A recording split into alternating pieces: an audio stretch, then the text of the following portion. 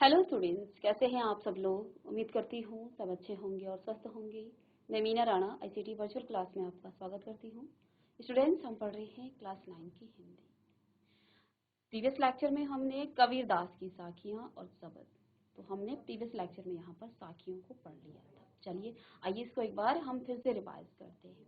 कबीरदास जी कहते हैं, मान सरोवर सुभर जल, हंसा कैली कराही, मुक्ता फल मुक्ता चुगे, अब उड़ी अनंत न जाए। कबीरदास जी यहाँ कहते हैं कि मान सरोवर सुभर जल, हंसा कैली कराही।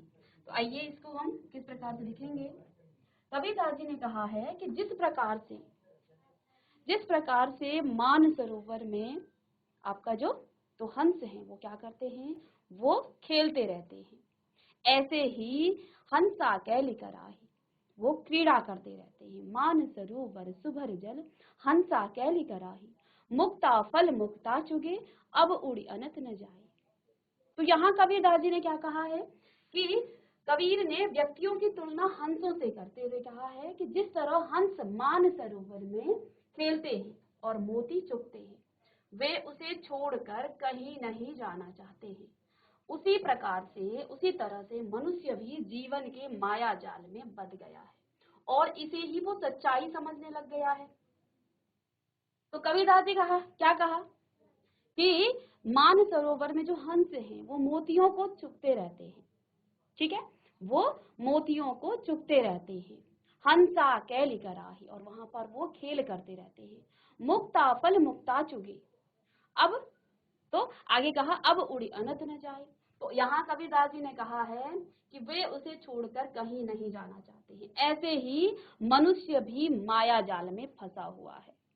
मनुष्य जो है माया जाल में फंसा हुआ है और वो जो है इस माया जाल को ही सच्चाई समझता है, इसी को जो है वो सच्चाई समझने लग जाता है। इसलिए जो है वो अब इस माया जाल को छोड़ करके नहीं जाना चाहता है।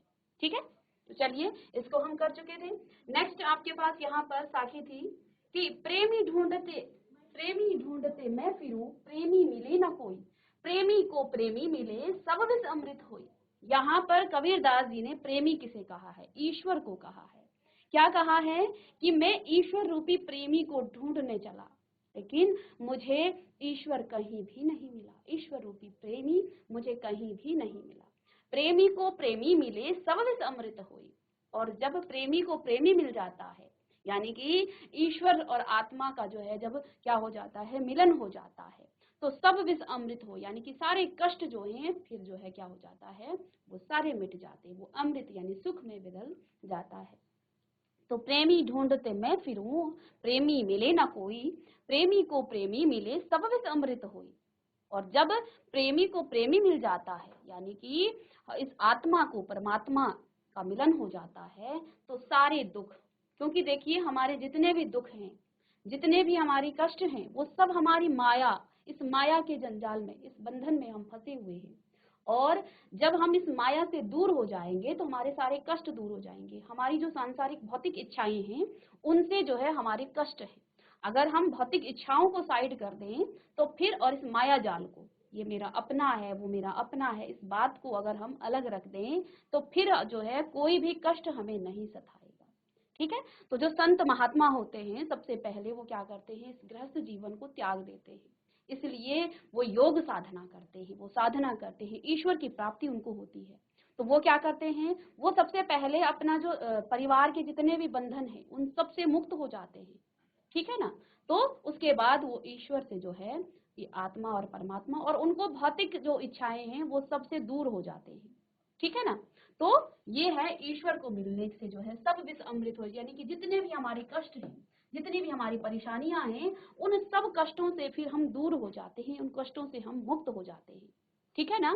तो प्रेमी को प्रेमी मिले तो सब विष अमृत हो जाए, यानी कि ईश्वर रूपी प्रेमी जब आत्मा को मिल जाती है तो हमें ज्ञान की प्राप्ति हो जाती है, और जब हमें ज्ञान की प्राप्ति हो जाएगी तो फिर हम समझ जाएंगे कि क्या सच्चाई है, क्या जो है वास्तव में जो है संसार में जो है सच्चा है।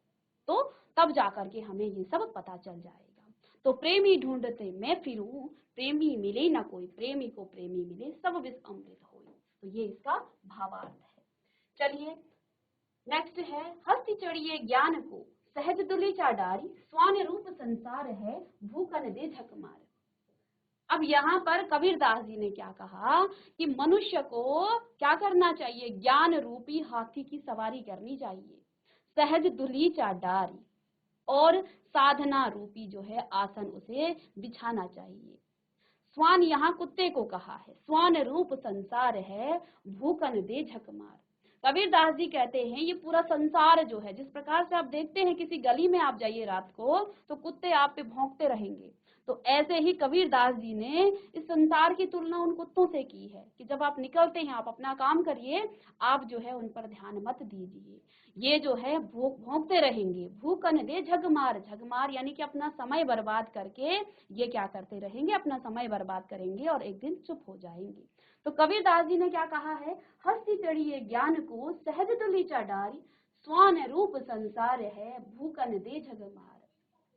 व्यक्ति को, मनुष्य को ज्ञान रूपी हाथी की सवारी करनी चाहिए, और उसमें किस प्रकार के, उसमें साधना रूपी जो है आसन बिछाना चाहिए, यानी कि उसे ज्ञान प्राप्त करते रहना चाहिए। क्योंकि संसार, देखिए जब आप बहुत आगे बढ़ेंगे लोग आपको कहते रहेंगे, लेकिन आप उस संसार की परवाह मत कीजिए। आपके समाज में, आपकी गली में, आपके मोहल्ले में लोग आपको जो है, जब आप कोई अच्छा काम करेंगे तो लोग बोलेंगे ही, क्योंकि संसार का काम है बोलना। तो आप उन पर ध्यान मत दीजिए कि संसार ये कहा, अरे बगल वाले ने तो मुझे ऐसा कह दिया, अब मैं आगे कैसे बढ़ूं। आप उनकी परवाह मत कीजिएगा, आगे बढ़ते रहिएगा। तो हस्ती चढ़िए ज्ञान की, आप ज्ञान रूपी संसार में जो है आगे ज्ञान प्राप्त कीजिए, आगे बढ़िए। संसार आपको बोलता रहेगा और एक दिन जब आप ऊंचाइयों तक चले जाएंगे तो संसार फिर चुप हो जाएगा, उनका जो है वक्त बर्बाद होगा। आप उनके पीछे अपना वक्त बर्बाद मत कीजिए। कहने का यहाँ भावार्थ कबीरदास जी का ये है कि हस्ती चढ़िए ज्ञान को, सहज दुली चाडारी, और उसमें जो है आसन आप ऐसा बचाइए कि साधना कीजिए, इस तरह से जो है अपना जीवन व्यतीत कीजिए। स्वान रूप संसार है, भूखन दे झक मार। ये संसार जो है कुत्तों की तरह है, कुत्तों की तुलना जो है संसार की तुलना कुत्ते से की है। जैसे कुत्ते जो है भौंकते रहते हैं, अजनबियों को देख करके वो भौंकता रहता है, ऐसे ही संसार भी है, वो भौंकता रहेगा, आपको कुछ ना कुछ बोलता रहेगा। आप बिना उसकी परवाह करे आगे बढ़ते रहिए, एक दिन अपना समय बर्बाद करके वो जो है चुपचाप चुप हो जाएंगे। ठीक है, चलिए, तो ये आपका, फिर देखिए आगे कबीरदास ने क्या कहा है, पखा पखी के कारण सब जग भुला रहा भुलान, निरपख होई के हरि भजे, सोई संत सुजान। कबीरदास जी कहते हैं पखा पखी यानी कि पक्ष और विपक्ष में, जैसे हम क्या करते हैं हिंदू मुसलमान, अरे ये मेरे बिरादरी का है, अरे ये उस सोसाइटी का है, इससे हमें बात नहीं करनी है, इसके साथ जो है हमें ये नहीं करना है, वो नहीं करना है। तो ऐसा चलता रहता है हमारे समाज में जो है, ठीक है ना। तो कबीरदास जी क्या कहते हैं, हम लोग क्या कर रहे हैं, पखा पखी के कारणे सब जग रहा भुलान, निरपख के हो हरि भजे, सब जग होई सुजान, सोई संत सुजान। तो कबीरदास जी ने कहा है, संत कबीर कहते हैं पक्ष विपक्ष के कारण सारा संसार जो है आपस में लड़ रहा है। ठीक है, आप अपनी क्लास में भी देखेंगे, चार बच्चों का अलग ग्रुप बन जाता है, चार बच्चे अलग ग्रुप में रहते हैं, अरे ये तो मेरे ग्रुप में है, ये तो मेरे ग्रुप में है, और लड़ाई करते रहते हैं। ऐसे ही पूरा संसार भी है।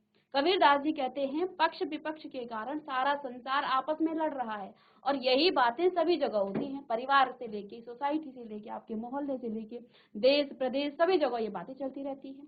कबीरदास जी सबको ये संदेश देते हैं कि हम जो है आपस में लड़ रहे हैं, ठीक है, और भूल भलैया में क्या कर रहे हैं, पग पढ़ करके प्रभु को भूल रहे हैं, मेरा तेरा करके हम भूल रहे हैं कि वास्तव में हमें जो इस संसार में जो है प्रभु की साधना करनी है, हमें मुक्ति प्राप्त करनी है। तो कहते हैं कि जो व्यक्ति इन सब झंझटों पे पड़े बिना निष्पक्ष होकर प्रभु भजन में लगा हुआ है, वही सही अर्थों में मनुष्य है। क्योंकि हम तो अपना समय बर्बाद कर रहे हैं पक्ष विपक्ष में, अरे ये तो मेरा है, ये मेरे बिरादरी का है, ये मेरी जाति का है, ये मेरे जो है, ऐसे ही हम लड़ रहे हैं आपस में। कबीरदास जी कह रहे हैं कि जिसको इन बातों से कोई मतलब नहीं है, वो सिर्फ और सिर्फ ईश्वर की जो है भक्ति कर रहा है, ईश्वर की साधना कर रहा है, वास्तव में वही मनुष्य है। ठीक है, तो आप इसका भावार्थ लिख सकते हैं, इसका अर्थ लिख सकते हैं, पखा पखी के कारणे सब जग रहा भुलान, निरपख होई हरि भजे सोई संत सुजान। तो पक्ष विपक्ष के कारण जो है पूरा संसार आपस में लड़ रहा है। अब देखिए जीआईसी सालदेव, अभी आप जो है आपस में लड़ रहे हैं, है ना, आपस में बातें चल रही हैं, आगे क्लास चल रही है और आप लोग बातें कर रहे हो, ठीक है। चलिए ध्यान दीजिए, तो यहाँ पर संत कबीर ने कहा है कि पूरा संसार पक्ष और विपक्ष के कारण आपस में लड़ रहा है, पखा पखी के कारण सब जग रहा भुलान। भुलान यानी कि ईश्वर को हम भूल गए हैं। जब बच्चा जो है पेट में होता है माँ की गर्भ में, तो वो जो है उसकी जो पुरानी स्मृतियां होती हैं उसके साथ होती हैं, ऐसा कहा जाता है। और वो क्या कहता है कि हे प्रभु मुझे इस नर्क से निकालिए, मुझे यहाँ से संसार में, यहाँ से मुझे बाहर निकालिए, फिर मैं संसार में जा करके आपकी ऐसी भक्ति करूंगा कि बस आप याद रखोगे। और जैसे ही वो संसार में आता है वो धीरे धीरे धीरे धीरे सब कुछ वो भूल जाता है और फिर वो अपने लिए सांसारिक भौतिक माया जाल में वो फंस जाता है, ठीक है ना। तो वास्तव में हम जो है यहाँ अपनी मुक्ति के लिए आए हैं, हमें जो है यहाँ मुक्ति प्राप्त करना है। ये जो है कबीरदास जी यहाँ कहते हैं कि पखा पखी के कारण सब जग रहा भुलान, हम सारे संसार को जो है एक दूसरे से जो है पक्ष विपक्ष के कारण लड़ रहा है। अरे ये मेरा है, ये तेरा है, ये तू तू इसको रख, मैं इसको रख, ऐसे ही हम क्या कर रहे हैं, आपस में लड़ रहे हैं। निरपक्ष होए के यानी कि किसी के पक्ष में मत होइए, किसी से इस प्रकार से जो है अपना समय बर्बाद मत कीजिए। निरपक्ष होए के हरि भजे, निष्पक्ष होकर आप हरि का भजन कीजिए, तो सो भजे सोई संत सुजान, वही जो है वास्तव में मनुष्य है, वही सच्चा संत है। चलिए आगे देखिए नेक्स्ट, हिंदू मुआ राम कहे मुसलमान खुदाई, हिंदू मुआ राम कहे मुसलमान खुदाई, कहे कबीर सुजीवता दुह के निकट न जाए। कबीरदास जी ने क्या कहा, जो हिंदू हैं वो क्या करते हैं, राम राम का भजन करते रहते हैं, और जो मुसलमान हैं वो क्या करते हैं, रहीम रहीम का, खुदा खुदा का जो है वो करते रहते हैं, भजन करते रहते हैं, ठीक है। कहे कबीर सो जीवता, कबीरदास जी कह रहे हैं जीता तो वही है जो इन दोनों के निकट न जाए। वो जो है कबीरदास जी क्या कहते हैं, यहाँ कबीरदास जी कह रहे हैं कि राम और रहीम दोनों ही एक हैं। जैसे जिस प्रकार से आगे वो एक साखी में फिर से कहेंगे कि जैसे गेहूं और मैदा, गेहूं से ही आपका मैदा भी बनता है और आटा भी बनता है, ठीक है। तो एक ही बात है, दोनों से हमें ईश्वर प्राप्ति, मुक्ति जो है प्राप्ति करने का रास्ता जो है हमें मिलता है। इसलिए यहाँ पर कहा है कबीरदास जी ने कि हिंदू राम राम का भजन और मुसलमान खुदा खुदा करते हुए मर जाते हैं और उन्हें कुछ भी हासिल नहीं होता, क्योंकि देखो वो आपस में जो है राम राम रहीम रहीम करके, लेकिन मन में तो उनका द्वेष है, क्लेश है एक दूसरे के प्रति, ठीक है। असल में वही व्यक्ति ही जीवित के समान है जो इन दोनों बातों से बिल्कुल अलग है, अपने आप को वो बिल्कुल अलग रखता है, ठीक है। चलिएगा, चलिए इसे नोट डाउन कर सकते हैं आप। तो यहाँ कबीरदास जी ने क्या कहा, हिंदू मुआ राम कहे मुसलमान खुदाई, कहे कबीर सुजीवता दोह के निकट न जाए। कबीरदास जी ने कहा कि हिंदू जो है राम राम का भजन करते रहते हैं, मुसलमान खुदा खुदा करते हुए मर जाते हैं, लेकिन उन दोनों को जो है कुछ भी नहीं मिलता है। असल में वह व्यक्ति ही जीवित है जो दोनों जो है की बातों से बिल्कुल अपने आप को अलग रखे, जो ये सोचे कि ईश्वर एक है, ठीक है। आपके तरीके अलग अलग हो सकते हैं, ईश्वर एक है। चलिए आगे बढ़ी, आगे कबीरदास जी ने क्या कहा, कावा फिरी काशी भया राम ही भया रहीम, मोट चुन मैदा भया बैठी कबीरा जी।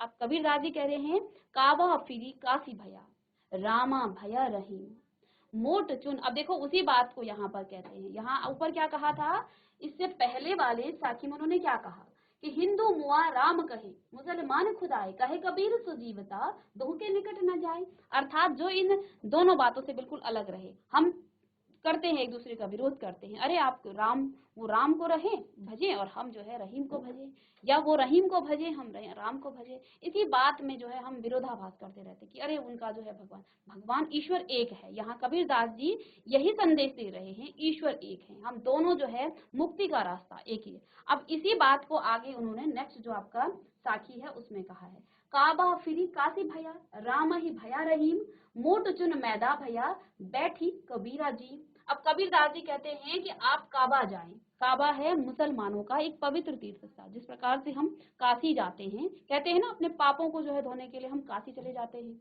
गंगा जी में नहाने चले जाते हैं, ठीक है। तो ऐसे ही यहाँ कबीरदास जी क्या कह रहे हैं कि जो मुसलमान हैं वो कहाँ जाते हैं, वो काबा जाते हैं, अपने पवित्र तीर्थ स्थल। रहीम, राम ही भया रहीम, आप राम भजें या फिर रहीम भजें, आप काबा जाएं या काशी जाएं, आप राम भजें या रहीम भजें, मोट चुन मैदा भया, बैठी कबीरा जी। जिस प्रकार से गेहूं को पिसने से आप आटा बनाते हैं और उसी आटे को और आप बारीक कर दें तो वो आपका मैदा बन जाता है, लेकिन देखिए दोनों जो है खाने में ही काम आते हैं। अर्थात आप में से किसी का जो है तीर्थस्थल बड़ा या छोटा नहीं है, दोनों से आपको ईश्वर की प्राप्ति होगी, आपको मुक्ति मिलेगी, आपको जो है संसार रूपी जो है माया बंधन से आप छूट पाएंगे। तो यहाँ कबीरदास जी कह रहे हैं कि काबा फिरी काशी भैया, राम ही भया रहीम। अब काबा चले जाइए, अब काशी चले जाइए। काशी जो है हिंदुओं का पवित्र स्थल है और काबा जो है मुसलमानों का पवित्र स्थल है, तीर्थ स्थल है। तो आप कहीं भी चले जाइए, आप राम को भजिए चाहे रहीम को भजिए, तो एक ही बात है, क्योंकि दोनों से हमें ईश्वर की प्राप्ति होती है। एक उदाहरण से कबीरदास जी ने कहा, मोट चुन मैदा भैया, बैठ कबीरा जी। जिस प्रकार से आप गेहूं को पिसेंगे तो आटा बनेगा, आटे को और पिसेंगे तो वो आपका मैदा बन जाएगा, और बारीक करेंगे तो वो मैदा बनेगा। अर्थात दोनों खाने के ही योग्य आते हैं, दोनों खाने के ही काम आते हैं। इसलिए राम और रहीम, काशी और जो आपका काबा है वो एक ही है, ठीक है ना, उसमें कोई अंतर नहीं है। यही यहाँ उनका कहने का भाव है। तो कहा, काबा फिरी काशी भया, राम ही भया रहीम, मोट चुन मैदा भया, बैठी कबीरा जी। तो कबीरदास जी ने आप लिख ली सकते हैं इसे। कबीरदास जी कहते हैं कि आप या तो काबा जाएं या काशी जाएं, राम भजे या रहीम भजे, दोनों का अर्थ समान ही है। जिस प्रकार गेहूं को पिसने से वो आटा बन जाता है और बारीक आप उसे पीसेंगे तो वो आपका मैदा बन जाएगा, परंतु दोनों ही खाने के प्रयोग में ही लाए जाते हैं। इसलिए दोनों ही अर्थों में आप प्रभु के ही दर्शन करेंगे, आपको प्रभु की ही प्राप्ति होगी, ईश्वर की ही आपको प्राप्ति होगी। चलिएगा, इसे भी आप नोट डाउन कर सकते हैं।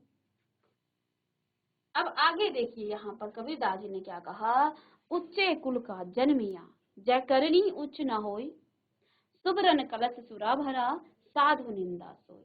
कबीरदास जी ने क्या कहा है, कोई व्यक्ति जो है ऊंचे कुल में उसने जन्म लिया है, लेकिन जय करनी ऊंच ना हो, यानी उसके कर्म उच्च नहीं है, तो सुबरन कलश सुरा भरा, साधु निंदा सोई।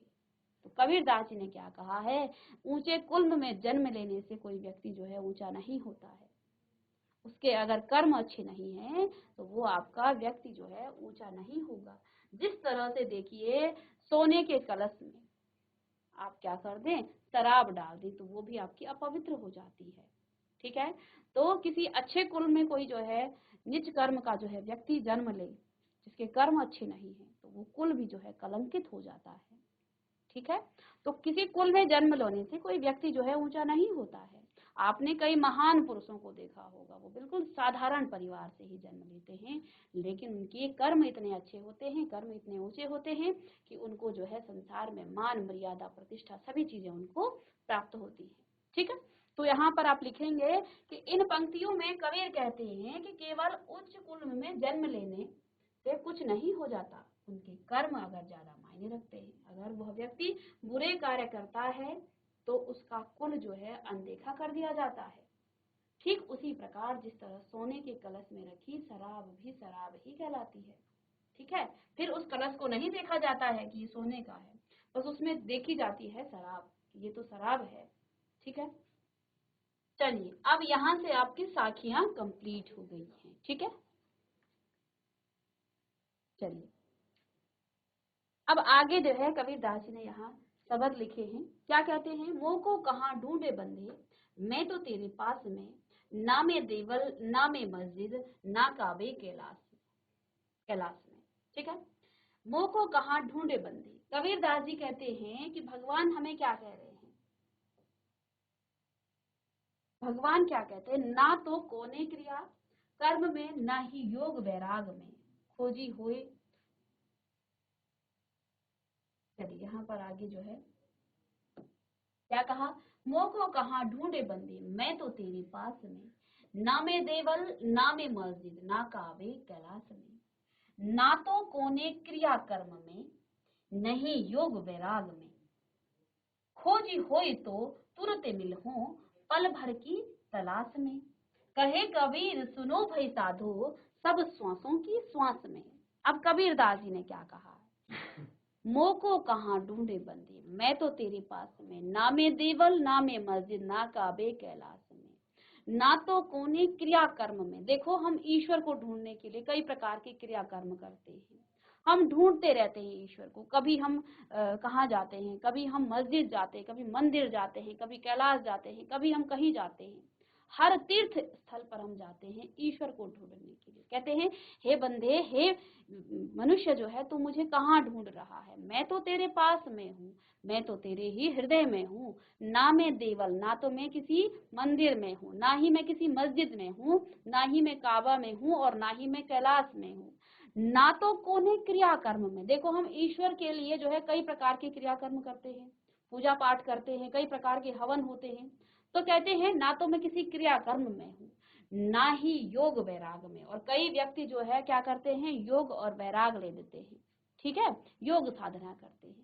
लेकिन ईश्वर ने क्या कहा है, ना तो मैं किसी क्रिया कर्म में हूँ, ना तो मैं किसी मंदिर में हूँ, ना मस्जिद में हूँ, मुझे कहाँ ढूंढ रहा है, मैं तो तेरे पास में हूँ, मैं तो तेरे ही पास में हूँ। अब कहते हैं कि खोजी होए तो तुरंत मिलूं, पल भर की तलाश में। यदि तुम मुझे खोजना चाहो तो मैं तुरंत ही मिल जाऊंगा, तो मैं किसी काबा कैलाश या कहीं भी मंदिर मस्जिद जाने की आवश्यकता नहीं है। तो कहती हैं खोजे होई तो तुरंत मिलूं पल भर की तलाश में। कहे कबीर सुनो भाई साधो, सब श्वासों की श्वास में। यानी कि मैं हर मनुष्य की, कबीरदास जी कहते हैं ईश्वर तो हर मनुष्य की सांस में है।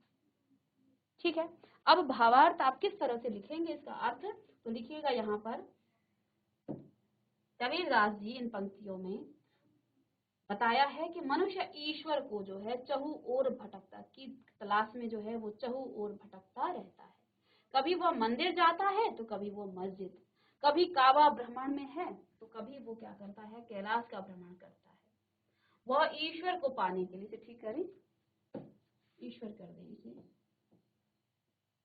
ईश्वर को पाने के लिए पूजा पाठ है, इसे अच्छे से लिख लीजिएगा। ईश्वर, ईश्वर को पाने के लिए पूजा पाठ तंत्र मंत्र करता है। हम कई प्रकार के मंत्रों का उच्चारण करते हैं, पंडितों को बुला करके मंत्रोच्चारण करते हैं। ठीक है, तो क्या कहते हैं, जिसे कबीर ने महज आडंबर बताया है। कबीरदास जी कहते हैं आप कहीं भी चले जाइए, ठीक है, आप किसी मंदिर चले जाइए, आप मस्जिद चले जाइए, कई प्रकार के आप आडंबर कीजिएगा, लेकिन ईश्वर आपको तब तक नहीं मिलेंगे। कब तक, देखिए आगे कहते हैं इसी प्रकार वह अपने जीवन का सारा समय गुजार देता है और इस कर्म कांड में, इस कार्य में जो है वो पूरा जीवन अपना व्यतीत कर देता है। ठीक है, जबकि ईश्वर जो है सबकी सांसों में है, हृदय में है, आत्मा में मौजूद है, वह पल भर में मिल जा सकता है, क्योंकि वह कण कण में व्याप्त है, क्योंकि वह कण कण में व्याप्त है। ठीक है, तो यहाँ पर जो है कबीरदास जी ने क्या कहा है कि आपके सामने से देखिए कई ऐसे भूखे लोग होते हैं जो आपके सामने से बैठे होते हैं, आप उनको छोड़कर चले जाते हैं। ठीक है, और मंदिर में जाकर के आप बहुत सारा चढ़ावा दे देते हैं। ठीक है, तो यहाँ पर देखिए भगवान क्या कहते हैं, मैं हर सांस में हूँ, हर मनुष्य की जो है सांसों में मैं हूँ। किसी भूखे का पेट आपने भर दिया तो उसकी पेट की जो तृप्ति है वो भगवान ईश्वर तक पहुंचती है। मत कीजिए बाह्य आडंबर, मत दिखाइए किसी को कि मैं इतनी बड़ी पूजा कर रहा हूँ, किसी भूखे का पेट भर दीजिए, वही ईश्वर तक आपकी आत्मा जो है पहुंच आपको जो है वो जब उसकी आत्मा जो है तृप्त हो जाएगी, उसका पेट भर जाएगा, तो ईश्वर तक उसकी आवाज पहुंचती है और वही आपको ईश्वर का आशीर्वाद, सच्चा आशीर्वाद वहीं से आपको मिलता है। लेकिन हम करते क्या है, हम बाह्य आडंबर करते हैं, बहुत सारा दिखावा करते हैं, बड़े बड़े लोगों को बुलाते हैं और जो गरीब है, जिसके पास नहीं है, उसको हम कभी नहीं बोलते हैं। तो ये बाह्य आडंबर ही तो है। मंदिरों में आप देखिए संपन्न पुजारी होते हैं, उन्हीं को हम ज्यादा देते हैं, लेकिन आपके सामने कोई जो है शारीरिक रूप से अक्षम कोई होगा, उसको आप 1 रुपये पकड़ा देते हैं। पंडित जी को आप 2100 रुपये दे देंगे एक छोटी सी पूजा के लिए। तो ये सब बाह्य आडंबर है। वास्तव में जो जरूरतमंद है उसकी मदद कीजिए, क्योंकि ईश्वर ने क्या कहा है कि मैं हर व्यक्ति की सांसों में हूँ, हर व्यक्ति के हृदय में हूँ। और यदि हर व्यक्ति के हृदय में ईश्वर है, तो क्या आप किसके पास किसी संपन्न को आप बहुत सारा देंगे तो उसकी तृप्ति होगी? वो कभी तृप्त नहीं होगा, उसकी इच्छाएं आपके देने से कभी पूर्ण नहीं होगी। लेकिन एक भूखे को आपने एक वक्त का खाना दे दिया, वो आवाज आपके ईश्वर तक पहुंचेगी।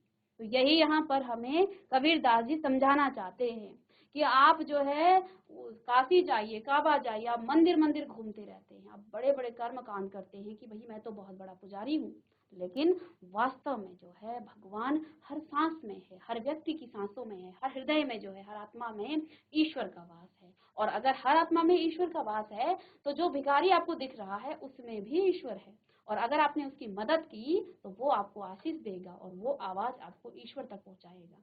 तो यही जो है वास्तव में यहाँ कबीरदास जी कहना चाहते हैं। तो आप इसे लिख लीजिएगा। इन पंक्तियों में कबीरदास जी ने बताया कि मनुष्य ईश्वर की खोज में, ईश्वर की खोज में, इसको लिखिएगा, चहु ओर भटकता रहता है। कभी वो मंदिर जाता है तो कभी वो मस्जिद जाता है, कभी वो काबा भ्रमण करेगा।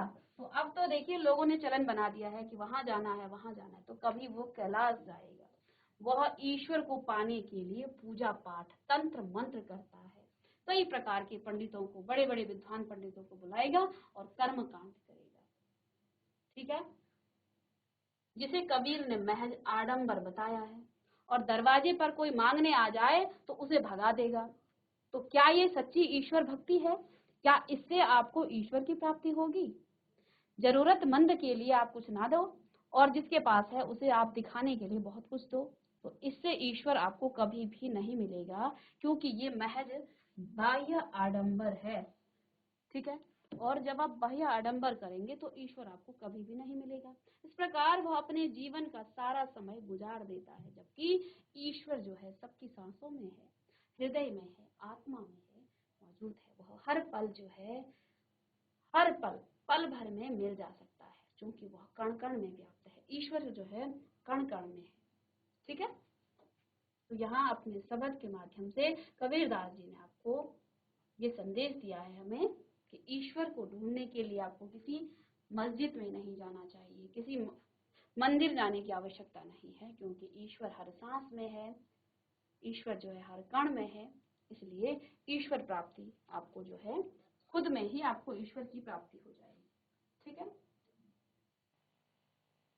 चलिए, तो आज की क्लास में आपने कबीरदास की साखियों और साथ में यहाँ कबीरदास का जो पहला शब्द है, सेकंड भी आपके पास है, तो वो हमने यहाँ पर पढ़ा। तो यहाँ पर कबीरदास जी ने क्या कहा है कि मोह को कहाँ ढूंढे बंदे, मैं तो तेरे पास, नामे देवल नामे मस्जिद, ना काबे कैलाश, ना तो कोनी क्रिया कर्म में, नहीं योग वैराग, खोजी होई तो तुरंत मिली, पल भर की तलाश में, कहे कबीर सुनो भाई साधो, सब श्वासों की श्वास में। तो इसका अर्थ भी आपने लिख लिया है। अब नेक्स्ट क्लास में मिलेंगे इसको कंटिन्यू करते हुए, तब तक के लिए थैंक यू।